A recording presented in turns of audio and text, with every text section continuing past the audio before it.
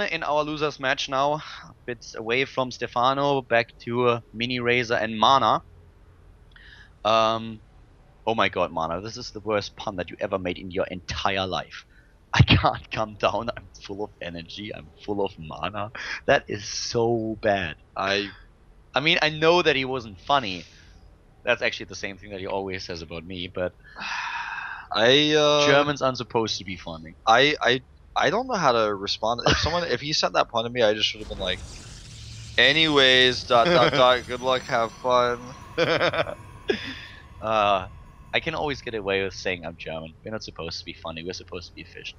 Yeah, well, sometimes you can be funny and efficient at the same time. Yeah, I try. It's hard.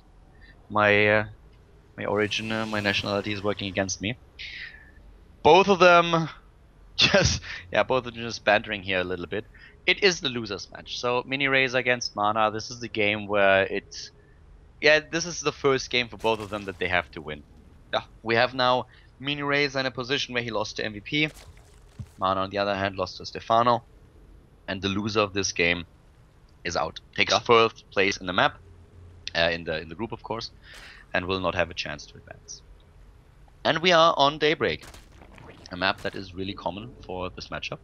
Yeah, and you know, anything can really be seen on this map for this matchup. You can see anything from gates in the main to late game to immortal pushes. This matchup is actually figured out so much, but there's still a ton of strategies that can be used.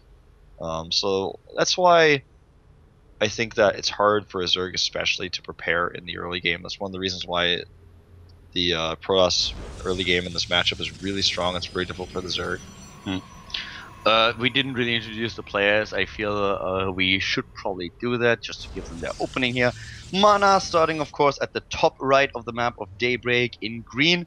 A Protoss player for mousesports and for Poland has his expansion now up and is going to start with his this gateway in a few seconds. Bottom left of the map we have his opponent starting for the Western Wolves, and for Zerg in general is Miniraser, who has done a good job in the tournament so far.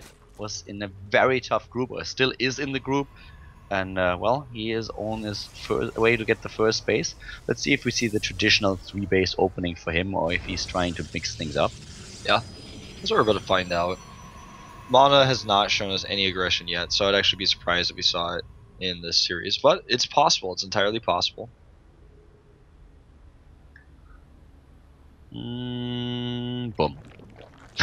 Perfect timing for Mana. Okay, third base, and bam, scouted. Exactly the scouting information that he wants to have.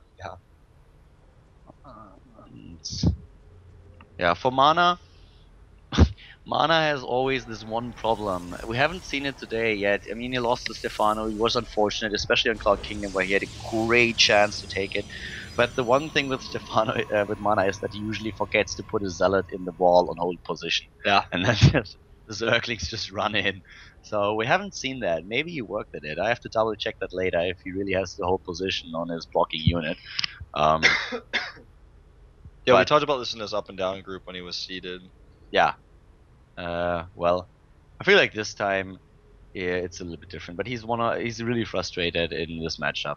It's a matchup where he actually had a really strong phase against Zerg, but it's just like his best matchup. Just sometimes it's against Terran, sometimes it's against Zerg. It's like he has different phases that he goes through. And now 3 bases, of course, up against Miniraser with a 3rd base now just being completed. So a quick look in the main base. No gas so far. We'll probably start with the double gas fairly soon. Should at least do that. Also, the Roach one will be on its way. But what is Mana going to do? +1 attack being started to upgrade in the Forge before he gets anything else. I think he's going to get the Robo. Yeah, I guess it's going to be a 3rd base play from him again. He's shown it against Stefano, and it was not successful, but it looked strong. You know, I don't think I've ever seen Mana go Stargate against Zerg, actually, in 2012, like, at all. He's the Robo guy to me.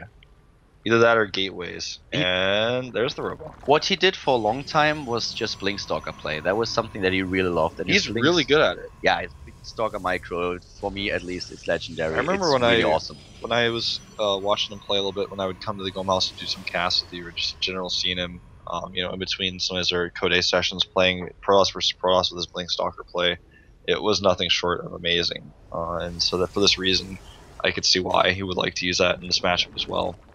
Yeah, he doesn't use it that much anymore because he thinks that most players know how to deal with it.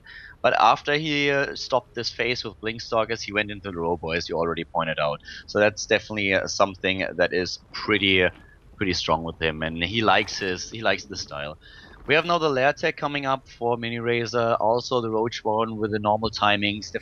Mana is heading into the third phase with the Twilight Council that we have. The reason, of course, being if you have three bases, you want to have a Robo for the Immortals, then you can defend against Roach aggression, and you want to have your Twilight Council so you are more mobile. You can blink, you can counterattack. If your opponent is trying to go into Mutalisks, you also have weapon at your disposal that you can use.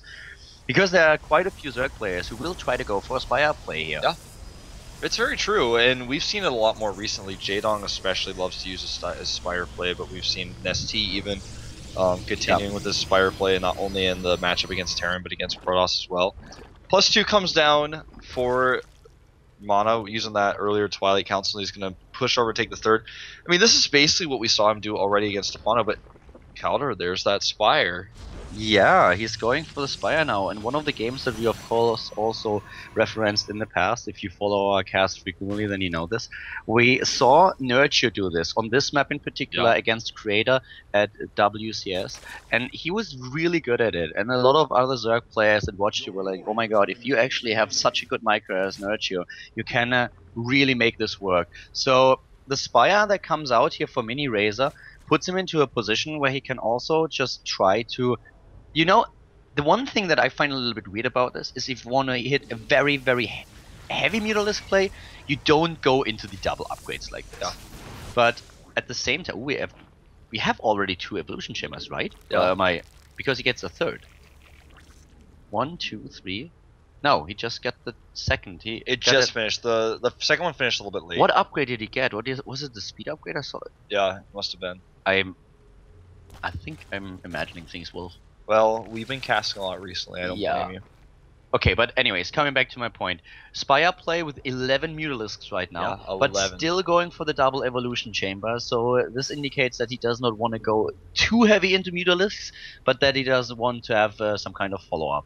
Yeah, he's also taking a 4th base with this, and this is tempting to Mana. Oh my god, is Mana. Out. But this is a big problem. He has not enough anti-air, and he looks like you might want to just clear up the watchtower here and then turn around. If he keeps going with these 3 Immortals, he's gonna die. If he is moving out now and does not get more, I mean, he doesn't assume that there's gonna be no this blink kind of play yet. Even with blink, he has 3 stalkers. Well, 6 just in total. Yeah, he just warped in 3 more, which doubles his stalker count and puts it still at a terrible count.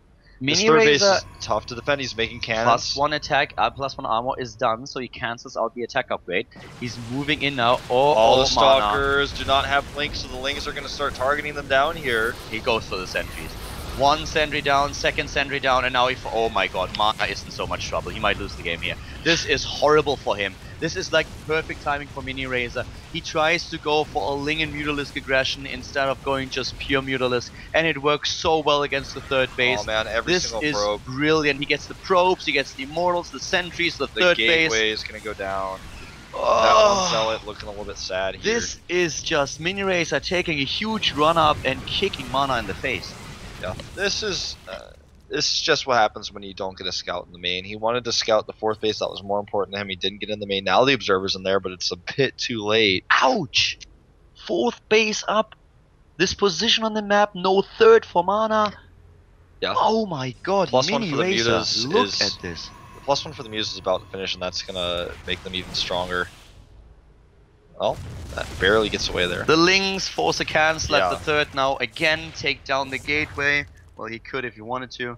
He just wants to keep his Lings alive, but you're right, he could have. He's got 1/1 for those Lings. +3 is on the way for Mana. He's also got that very important Templar Archive, but if Miniraser wants to, he can just take that 5th base, which he is doing right now, and get Broodlords. He can start Infestation Pit. He can also just go for a massive amount of Mutalisk and Zerglings now. He just has to make sure that this 3rd base is never going to be up there. And he can. He can trade. He has 4 bases. He's getting a 5th base. Yeah. I don't know about fighting that like that, though. Yeah, too many Stalkers. Too many Stalkers with +2 attack. He also had the force fields there, so the Lings couldn't actually fight. If the Lings fight with the Mutas, that's an easy fight for Miniraser, but Storm is really smart by Mana. This is a good upgrade for him to get it's so against crucial. Mutalisks and Lings, but it might not come into No play. more force field energy. The Mutas have +1. The Stalkers with no armor upgrades. He tries to blink forward. The Lynx could have maybe capitalized on that a little bit more, but he gets away with most of his Mutas. He actually starts to form more. The problem is, can he stop the next wave? If he can get the Storm upgrade, then he might be able to come back into this game, but he needs to get a massive Storm out now.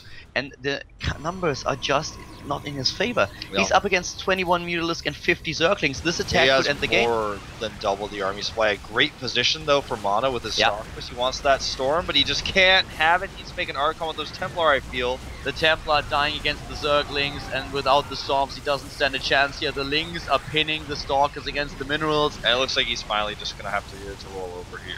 The Mutalisks are moving in. They're up against a lot of Stalkers, though. And there are a lot of Mutalisks that he loses, but now the Zerglings are coming in again. He comes in with the Lings. Oh my god, Miniraser with such aggression takes this game. There is no comeback for Mana. That's not possible anymore. GG.